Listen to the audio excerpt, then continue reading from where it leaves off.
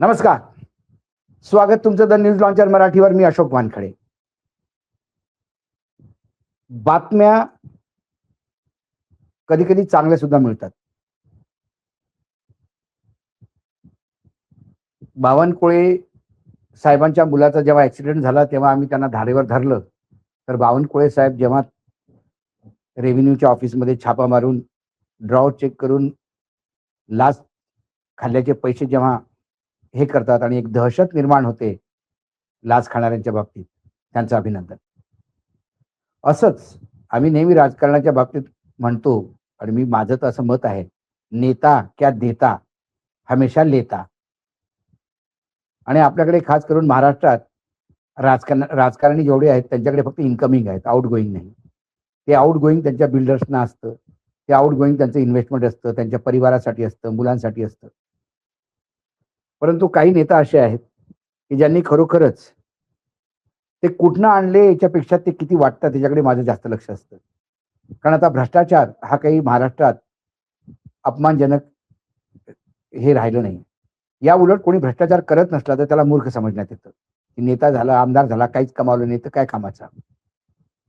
अशा वेळेला दुबईत अडकलेल्या लोकांना की जे ते कुठलाही त्यांचं काही घेणं देणं नाही शिवसेनेशी, अशा लोकांना मदत करणारा एक नेता जेव्हा समोर येतो तेव्हा मला वाटलं की त्याला खरोखरच आपण अप्रिशिएट केलं पाहिजे. त्यामुळे आजचा हा एपिसोड जो आहे तो पूर्णपणे महाराष्ट्राचे माजी मुख्यमंत्री, वर्तमान उपमुख्यमंत्री एकनाथ शिंदेंना समर्पित. आखाती युद्धामुळे दुबईत अडकलेले राजीव निलावार, सतीश बंदिनवार, राजू लोहान, जलाल गिलानी, निखिल जिरापुरे व श्याम पाटील हे 6 पर्यटक बुधवारी सकाळी यवतमाळला सुखरूप पोहोचले. त्यांचा असा प्रॉब्लेम झाला की हे 24 फेब्रुवारीला दुबईला गेले. 2 मार्चला त्यांची वापसीची तिकीट होती. पण मला युद्ध सुरू झालं, सगळ्या फ्लाईट कॅन्सल झाल्या. ज्या फ्लाईटच्या तिकिटा होत्या त्या फ्लाईट कॅन्सल झाल्या आणि मग फक्त एमिरेट्सच्या फ्लाईट चालू होत्या. पण एमिरेट्सच्या फ्लाईटला तिकीट मिळणं मुश्किल होतं, तिकीट अवाढव्य होतं. पैसे जरी असले तरी तिकीट मिळणं मुश्किल होतं. अशा वेळेला जेव्हा काही म्हणजे राजीव निलावारनी एक बहुतेक व्हिडिओ टाकला की आम्ही ठीक आहो अटकलेलो असलो जरी तरी, तर त्यांचे एक मित्र होते पंकज अटल, माफ करा, पंकज अटल. पंकजनी जेव्हा हा मेसेज मिळाला पंकजला, जेव्हा त्याला कळलं की हे सुखरूप आहे म्हणतात पण अटकलेले आहेत, त्यांचे काहीतरी संपर्क असले पाहिजे एकनाथ शिंदेचे किंवा शिवसेनेसोबत, तर त्यांनी आपलं रूट वापरून एकनाथ शिंदेच्या कानावर ही गोष्ट सांगितली. एकनाथ शिंदेनी लगेच युद्ध स्तरावर व्यक्तिगत त्यांनी दिल्लीला अमित शहाना फोन नाही केला, विदेश मंत्रालयाकडून काय मदत मिळते का ते पाहायला, किंवा मग त्यांना फोन करून तुम्ही काळजी करू नका महाराष्ट्र सरकार तुमच्या सोबत आहे, हे असले नाटकं त्यांनी केले नाहीत. सगळे नाटकच आहेत की आम्ही दिवसातनं 50 फोन करून 50 याच्यासोबत आमचे साहेब बोललेत. अहो कशाला तुम्ही भरोसा देता? काम करायचं तर एकनाथ शिंदेसारखं करा. एकनाथ शिंदेनी कुठल्याही सरकारी डिपार्टमेंटचा उपयोग न करता व्यक्तिगत आपले संबंध वापरून सगळ्या प्रवाशांची तिकीट एमिरेट्सनी केली. पण एमिरेट्सचं जे फ्लाईट होतं ते दुबई बँगलोर होतं. त्यांनी बँगलोरपर्यंत तिकीट त्यांची काढली. एवढंच नव्हे तर बँगलोरवरून मुंबई आणि मुंबईवरून नागपूर असा पूर्ण प्रवास, सगळी तिकीटं आणि त्यांची जाण्याची नीट व्यवस्था हे एकनाथ शिंदे साहेबांनी केली. आणि हे सगळी स्वतःच्या पैशातनं. 2 याच्यात हे असू शकतात. काही दर्शक असे म्हणू शकतात, श्रोते असे म्हणू शकतात की त्यांनी काय स्वतःचे पैसे केलेस का? अहो त्यांच्याकडे कुठनं पैसे आले हा नंतरचा प्रश्न आहे, पण पैसे खर्च करण्याची कुवत तर होती त्या माणसामध्ये. त्यामुळे त्यांना आज सॅल्यूट. पैसा कोण खात नाही? कोणी स्वतः फार साफ सांगतो पण कोणाचा कुकरेतू असतो, कोणाचा शहा असतो, कोणाचा लड्ढा असतो, कोणाचा जयस्वाल असतो. असे कितीतरी लोक आहेत की कालपर्यंत काहीच नव्हते, आजपर्यंत एवढे मोठमोठ्या बिल्डिंग्स बनवतात. पैसा कुठून येतो? सगळ्या जगाला माहित आहे, मतदारांना पण माहित आहे. पण आता काय भ्रष्टाचार म्हटल्यावर आता कॉमन गोष्ट झाली. पण पैसा सामान्य माणसासाठी आणि मग यातल्या बऱ्याचशा लोकांना मी व्यक्तिगत ओळखतो. त्यांचा काहीही राजकारणाशी संबंध नाही. ते सगळे व्यापारी लोक आहेत. ते असे काय फार चंदा देतात त्याच्यात त्या शिवसेनेला हे माहित नाही. ते यवतमाळचे आहेत. यवतमाळला पालकमंत्री जरी संजय राठोड असला तरी तो त्या दिग्रस मतदारसंघाचा आहे. त्याचं काही खास इकडे यवतमाळला त्याचे व्यक्तिगत संबंध नाही आणि हा संजय राठोडने केलेलं पण नाहीये. हे डायरेक्ट एकनाथ शिंदेनी केलं. अशी कुवत असलेली माणसं. म्हणूनच एकनाथ शिंदेनी जेव्हा शिवसेना सोडली तेव्हा त्यांच्यासोबत बरीचशी लोक गेली. मी एकनाथ शिंदेना ठाण्यापासून ओळखतो. ठाण्याला एक कॉर्पोरेटर होते सुधाकर चव्हाण. त्यांचा माझा संबंध मोठ्या भावाचा लहान भावाचा होता. अक्षरशः त्यांनी मला मोठ्या भावासारखं प्रेम केलं आणि ते ठाण्यात एक जबरदस्त वलय होतं. त्यांच्या प्रत्येक कार्यक्रमाला एकनाथ शिंदे आवर्जून असायचे आणि तेव्हा एकनाथ शिंदे सोबत माझी कित्येक वेळा भेट झालेली आहे. पण ते मुख्यमंत्री झाल्यानंतर, कारण मुख्यमंत्री म्हटलं की मधात दुरावा येतो आणि मी या टाईपचा पत्रकार आहे की मी मंत्र्यांच्या समोर असा पळत नाही किंवा त्यांची अपॉइंटमेंट घ्यायसाठी प्रयत्न करत नाही. त्यांना वाटलं आपली जुनी दोस्ती आहे, त्यांनी केलं तर केलं. पण आमचे सुधाबाईंची मृत्यू झाला त्यानंतर मुख्यमंत्री असताना सुद्धा सुधाबाईंच्या घरी जाऊन हे सांगणं की मी पाठीमागं आहो वहिनी, तुम्ही एकट्या नाही आहात. आणि मग वहिनींना आपल्या पार्टीतनं कॉर्पोरेटर बनवून आणलं आणि ते पण बिनविरोध. ते एकनाथ शिंदे करतात. म्हणून एकनाथ शिंदेच्या सोबत लोक जातात. तिथे इनकमिंग पण आहे, आउटगोईंग पण आहे. दुसरा मास्टर स्ट्रोक त्यांनी मारला. कारण जेव्हा राज्यसभेची आता एक सीट एकनाथ शिंदेना पण मिळणार होती, त्या सीटसाठी कितीतरी लोक लाईनमध्ये होते. शिवसेनेचे खास शेवाळे होते, कीर्तिकर होते, अडसोळे होते. आता काही लोक आनंद अडसूळ हे जेव्हा उद्धवना सोडून आले तेव्हा त्यांना एक सांगण्यात आलं होतं की तुम्हाला आम्ही राज्यपाल कुठेतरी काढवण्याचा कोट्यातनं प्रयत्न करू, पण ते करू शकले नाही. संजय मांडलिक, हेमंत गोडसे, संजय निरुपम हे राजकीय पर्यटक आहेत महाराष्ट्रातले. ते शिवसेना, काँग्रेस, पुन्हा एकनाथ शिवसेना आणि काही दिवसांनी तिथं काही मिळालं नाही तर पुन्हा मग बीजेपी आणि मग पुन्हा काही राज ठाकरे वगैरे जिथे काही जागा असेल तिथे ते जायला मोकळे, नाही तर मग पुन्हा वापस बिहार.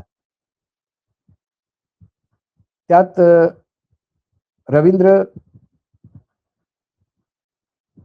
बोरकर होते, त्यांना गजानन कीर्तिकर जे होते त्यांना राज्यसभेची अपेक्षा होती, कारण त्यांनी रवींद्रसाठी आपली लोकसभा सोडली होती, पण त्याला ती अपेक्षा होती. पण सगळ्यांच्या या अपेक्षा असताना आणि काही लोक त्यांना वाटलं की आपण मुख्यमंत्र्यांना उपमुख्यमंत्र्यांना भेटलो तरी काम होईल म्हणून एनसी चायना अक्षरशः बिचारी त्या सचिन तेंडुलकरच्या लग्नाला गेली.